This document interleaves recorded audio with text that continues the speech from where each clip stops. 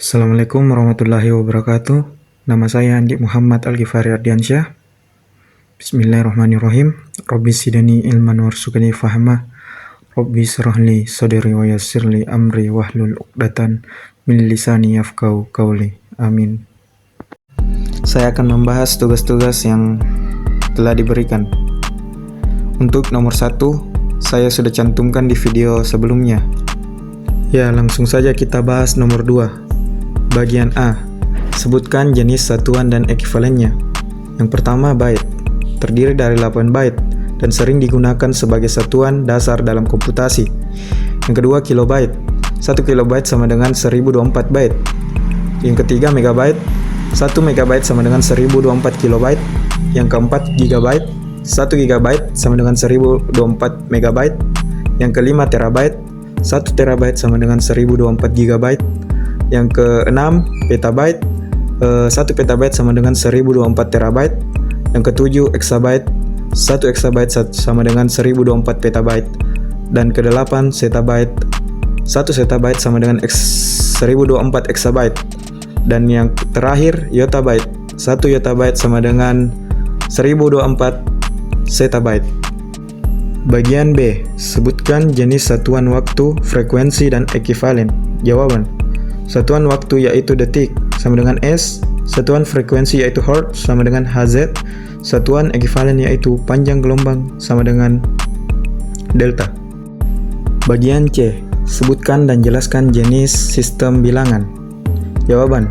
Sistem bilangan desimal adalah sistem dasar yang paling umum digunakan. Ini menggunakan 10 simbol, yaitu 0, 1, 2, 3, 4, 5, 6, 7, 8, 9. Setiap posisi nilai diwakili oleh pangkat 10. Misalnya 3567 berarti 3 kali 10 pangkat 3 tambah 5 kali 10 pangkat 2 tambah 6 kali 10 pangkat 1 dan tambah 7 kali 10 pangkat 0. Bagian D. Konversi bilangan di bawah ini. Bagian A, sistem binar ke sistem desimal. Yang pertama, 1100 110. Dengan cara menghitungnya dengan cara dikalikan 1 kali 2 pangkat 6 tambah 1 kali 2 pangkat 5 tambah 0 kali 2 pangkat 4 tambah 0 kali 2 pangkat 3 tambah 1 kali 2 pangkat 2 tambah 0 kali 2 pangkat 1 tambah 1 kali 2 pangkat 0 sama dengan 64 tambah 32 tambah 0 tambah 0 tambah 4 tambah 2 tambah 0 sama dengan 102. Yang kedua, 1010101. Cara menghitungnya 1 dikali 2 pangkat 6 tambah 0 kali 2 pangkat 5 tambah 1 kali 2 pangkat 4 tambah 0 kali 2 pangkat 3 tambah 1 kali 2 pangkat 2 tambah 0 kali 2 pangkat 1 tambah 1 kali 2 pangkat 0 sama dengan 64 tambah 0 tambah 16 tambah 0 tambah 4 tambah 0 tambah 1 sama dengan 85. Bagian B, sistem desimal ke binar. Bagian pertama, 89. Bagi 89 dengan 2. 89 bagi 2 sama dengan 44. Sisa 1, 44 bagi 2 sama dengan 22, sisa 0. 22 bagi 2 sama dengan 11, sisa 0. 11 bagi 2 sama dengan 5, sisa 1. 5 bagi 2 sama dengan 2, sisa 1. 2 bagi 2 sama dengan 1, sisa 0. 1 bagi 2 sama dengan 0, sisa 1. Jadi bilangan 89 ke binar yaitu 1011001. Nomor 2, 120. Bagi 120 dengan 2. 120 bagi 2 sama dengan 60, sisa 0. 60 bagi 2 sama dengan 30, sisa 0. 30 bagi 2 sama dengan 15, sisa 0. 15 bagi 2 sama dengan 7, sisa 1. 7 bagi 2 sama dengan 3, sisa 1. 3 bagi 2 sama dengan 1 sama dengan sisa 1. 1 bagi 2 sama dengan 0, sisa 1. Jadi bilangan 120 ke binar yaitu 0 0 0 1 1 1 1. Lanjut ke nomor 3, berdasarkan sifat dan kegunaannya. Hardware komputer dikelompokkan menjadi beberapa bagian. Sebutkan dan jelaskan fungsinya. Jawaban. CPU adalah otak komputer yang bertanggung jawab untuk mengeksekusi instruksi dan menjalankan operasi aritmatika.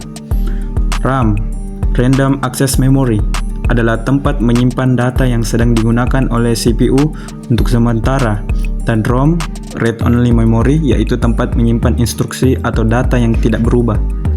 Yang ketiga itu SSD, yaitu tempat menyimpan data jangka panjang, termasuk sistem operasi, program aplikasi, dan file pengguna. Yang keempat, input device adalah untuk memungkinkan pengguna memasukkan data atau instruksi ke dalam komputer. Selanjutnya, output device adalah monitor menampilkan informasi visual, printer mencetak dokumen, dan speaker menghasilkan suara. Selanjutnya, motherboard adalah sebagai tulang punggung dan menghubungkan ke semua komponen hardware. Yang terakhir, grafik processor unit adalah untuk memproses grafis dan tugasnya komputasi paralel. Sekarang nomor 4, bagian A, jelaskan pengertian software. Software adalah suatu program yang ditulis dengan bahasa programan tertentu yang diterapkan pada bidang tertentu. Bagian B, berdasarkan fungsi software terbagi menjadi 2 bagian. Jelaskan dan berikan contoh. Jawabannya, perangkat lunak sistem software, yaitu menyediakan dasar bagi operasi sistem komputer dan mendukung fungsi perangkat lunak keras. Contoh, device driver. Selanjutnya, perangkat lunak aplikasi, application software, yaitu dirancang untuk menjalankan tugas spesifik sesuai kebutuhan pengguna akhir. Contohnya, perangkat lunak desain grafis.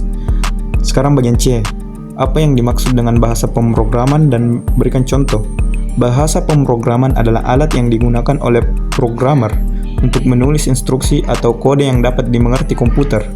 Contoh, JavaScript dan C++. Sekarang bagian D, sebutkan macam-macam software dan berikan contohnya. Jawaban, sistem operasi. Contoh, Linux dan Mac OS. Perangkat lunak, contohnya Microsoft Office Suite, Word, Excel, dan PowerPoint. Perangkat lunak grafis dan desain, contohnya Adobe Photoshop. Perangkat lunak pengembangan web, contohnya Visual Studio dan Sublime Text. Sekarang beralih ke nomor 5. Nomor 5 bagian A, jelaskan fungsi ISP. Fungsi ISP yaitu menyediakan layanan kepada masyarakat luas untuk bisa terhubung ke jaringan luas. Bagian B, bagaimana cara melakukan koneksi ke ISP?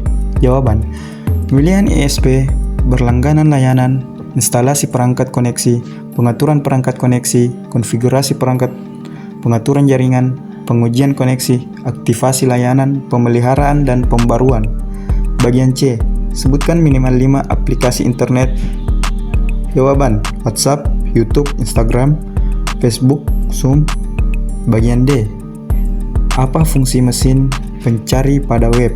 Yaitu membantu pengguna menemukan informasi yang dibutuhkan. Bagian E, jelaskan 3 layanan pada komputasi awam. Jawaban, infrastruktur as a service, yang disingkat IaaS, yaitu menyediakan infrastruktur komputasi virtual, termasuk server, visual penyimpanan, dan jaringan melalui internet. Yang kedua, platform as a service, yang disingkat PaaS, yaitu menyediakan platform pengembangan dan penerapan aplikasi secara online. Yang ketiga, software as a service, yang disingkat SaaS, yaitu menyediakan akses ke perangkat lunak dan aplikasi melalui internet. Yang terakhir, nomor 7. Bagian A, jelaskan menurut Anda apakah itu sistem operasi. Menurut saya, sistem operasi itu adalah perangkat lunak paling utama untuk menjalankan komputer. Nomor 7 bagian B, sebutkan sistem operasi apa saja yang digunakan oleh pengguna komputer. Jawabannya Microsoft, Windows, Linux, Mac OS, Android, iOS. Sekian dari saya, mohon maaf bila banyak kesalahan. Lebih dan kurangnya mohon dimaafkan. Assalamualaikum warahmatullahi wabarakatuh.